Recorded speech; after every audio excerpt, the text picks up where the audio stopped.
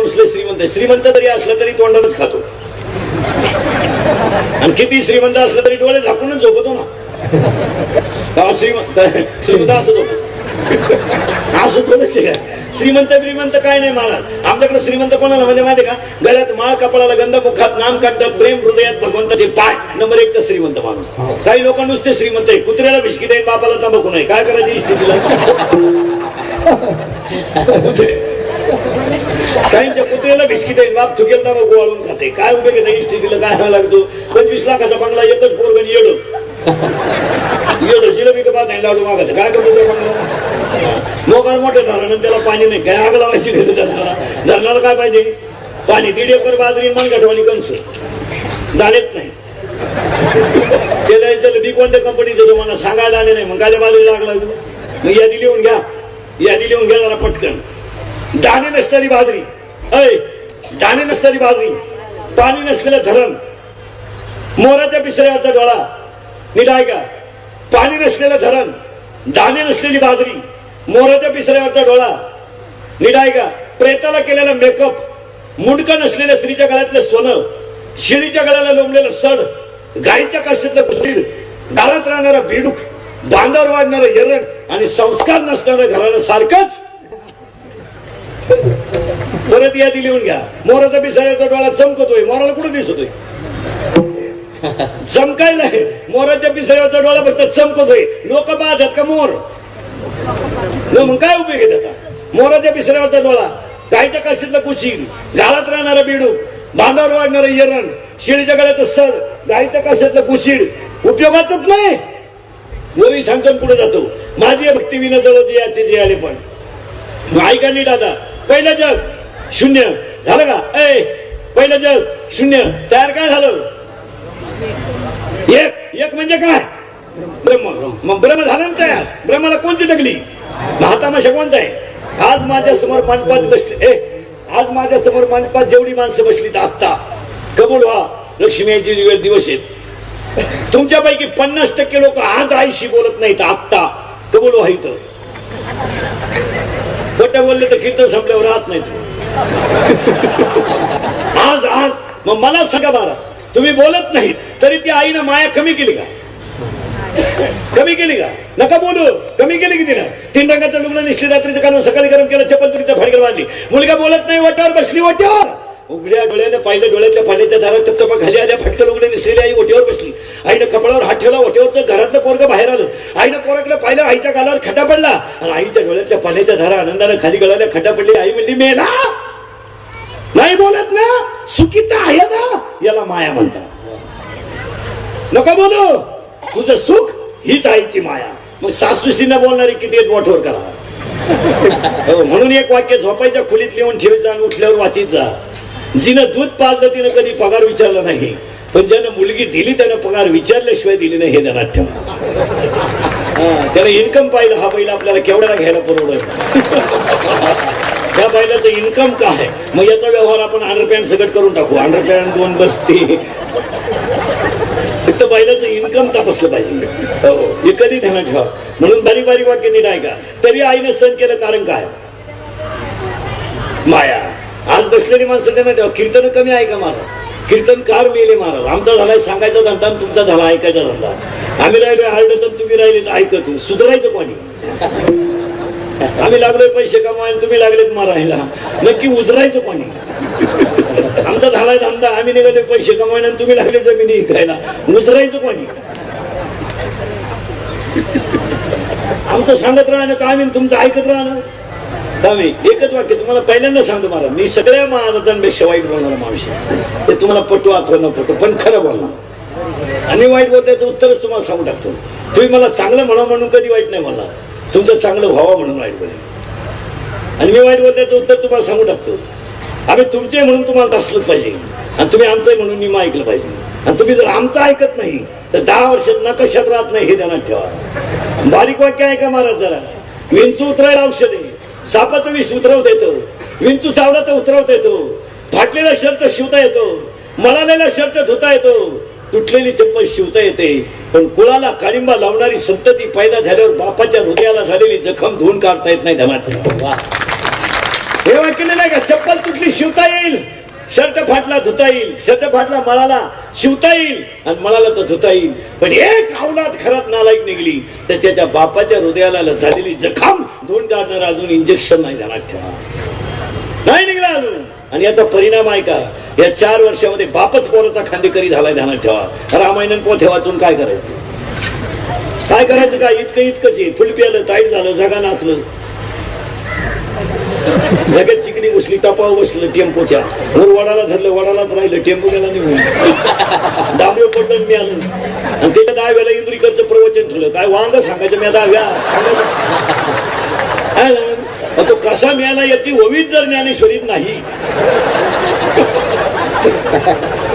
ओवी कुठे, जरा सावध व्हा. हा विनोद नाहीये, हा टाइमपास नाहीये. आणि एक स्वतःच्या मनाला प्रश्न विचारा मारा, कधीतरी बसलेली माणसं एक स्वतःच्या मनाला प्रश्न विचारा.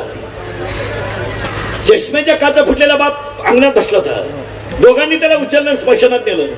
24 वर्षाचा तरणा बाण पोरगा त्याचा दारू पिऊन मेला होता. चष्म्याच्या काचाला फुटलेल्या बापाला मुलाचा चेहरा ओळखला, सगळं झालं बाबा जातात ठिकाणी पडले महाराज, थरथरणारा बाप कापतीशी खाली बसला. दोघांनी म्हातारा उचललं, म्हातारा पाण्यात उतरलं. थरथरणाऱ्या हाताने बापानं पाणी हातात घेतलं. 24 वर्षाच्या तरण्या बाण पोराच्या तोंडामध्ये 70 वर्षाच्या बापानं पाणी ओतलं. आग लागली प्रेताला, आग. स्वतःच्या मुलाचं प्रेत 70 वर्षाच्या बापानं ठणठणा जळताना पाहिलं. प्रेताची झालेली राग बापानं पाहिली आणि बापानं गुडघ्यात मुंडकं गुंतवलं आणि बाप पागल झाला. सांगा मला त्या बापाची किंमत काय. तरी त्या बापाने सहन केलं, याला एकमेव कारण बस. आज अख्खं जग कुणी संभवलंय, माये नाही. जरा सावध व्हा, 11 आकड्यापर्यंत जायचंय. 11 आता 2 झाले. पहिलं जग शून्य आहे, मग तयार ब्रह्म झालं आणि त्याच्यात माया तयार झाली. आणि आज लटिका व्यवहार सर्व हा संसार. या जगामध्ये फक्त प्रेम एकावरच राहिले महाराज. Love is a money and money is a love, money is a life and life is a money. No money no love in the world. या जगामध्ये लोक फक्त पैशावरच प्रेम करतात, कुणालाही कुणाशी घेणं नाही. लोक म्हणतात असं तसं. रेल्वेचं फाटक पडलं तर लोक खडून गाडी घालत्या, आंतरपाठ खाली करेपर्यंत कार्यालय मोकळं होते आणि प्रेत पेटेपर्यंत नदी मोकळी होती आणि कावळा येईपर्यंत बामण सोडून नदी कोणी राहिलं नाही. तुम्ही बावळातपणा सोडून द्या. ज्यांच्यासाठी आपण लाबड्या करून कमवलंय त्यांनाच आपलं घेणं नाही, जगाला राहिलंच कसं. हो, तुम्ही साधा साधा विचार करा ना, साधा साधा.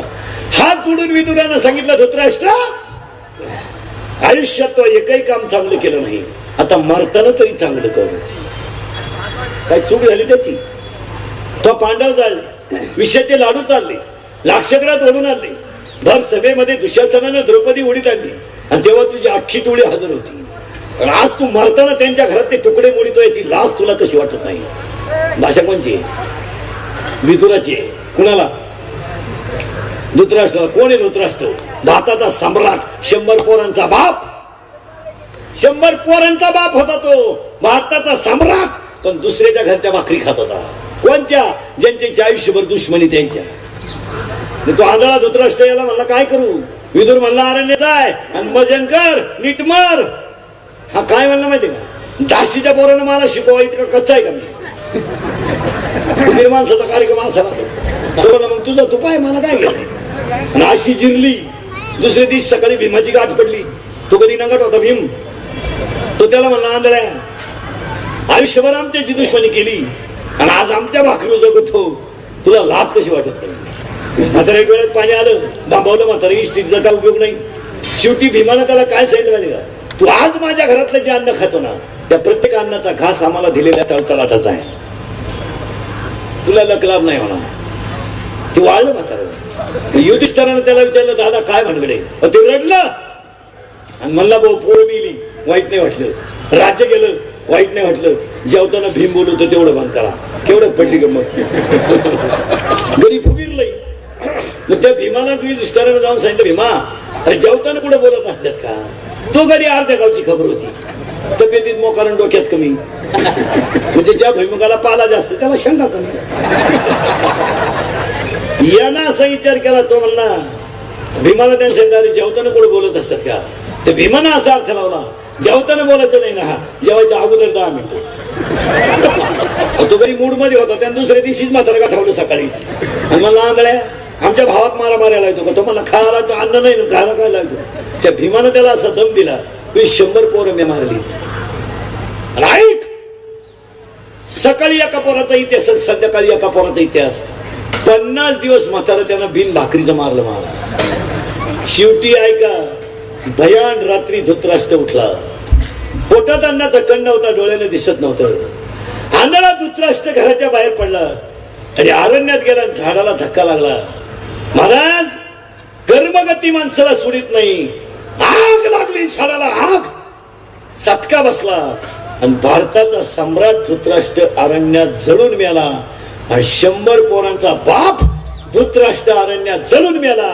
आणि ज्यांच्या घरात बसायला टाकायला काही नव्हतं त्यांना वैकुंठाला न्यायला देव आला. हा जगाचा इतिहास.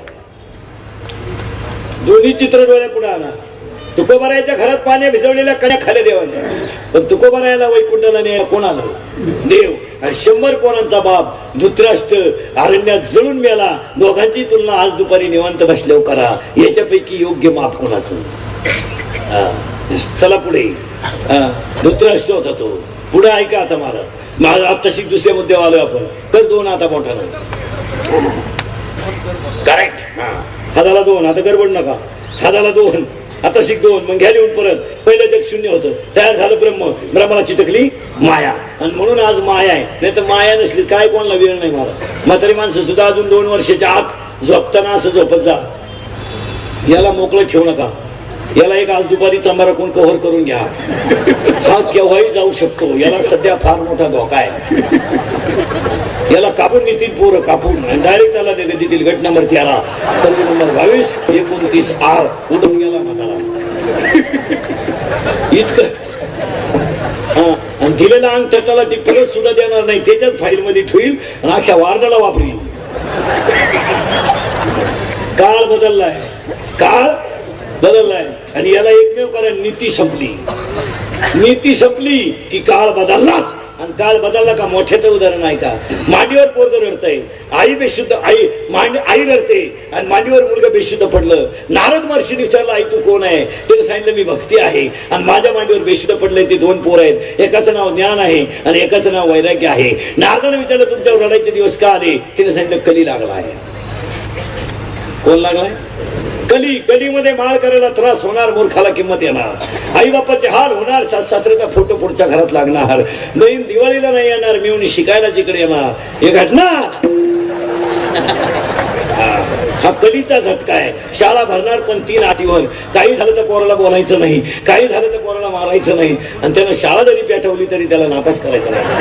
आणि 2012ला तर नवीन कली आलाय, गुरुजीला शिक्षा.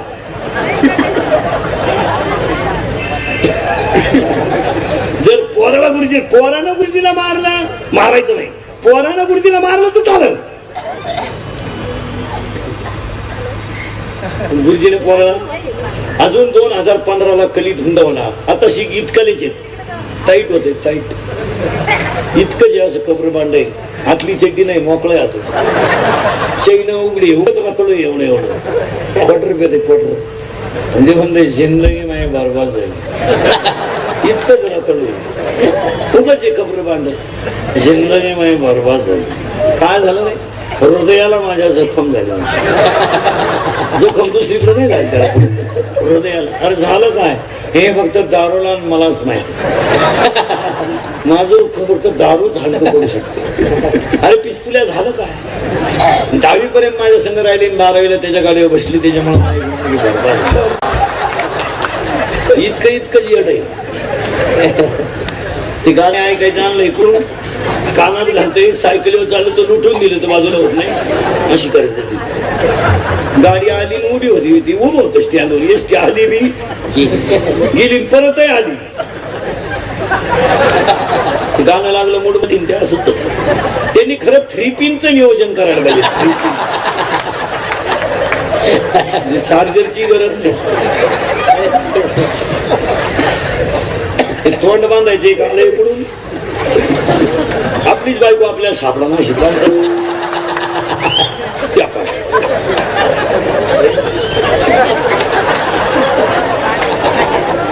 या आता म्हणते इंदुरीकर काही बोलतो मी, हलकट आहे काय.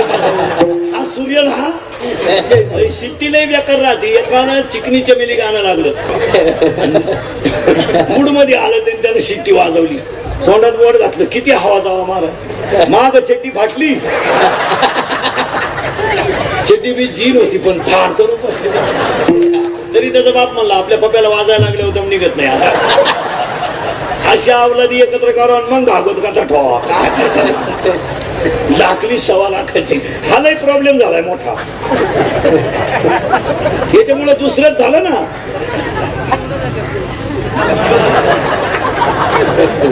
आणि विशेष महाराज बसलेल्या लोकांना एक वाक्य सांगतो पाया पडून, संपत्ती कमी असली तरी चालेल, संतती खास हीच खरी संपत्ती.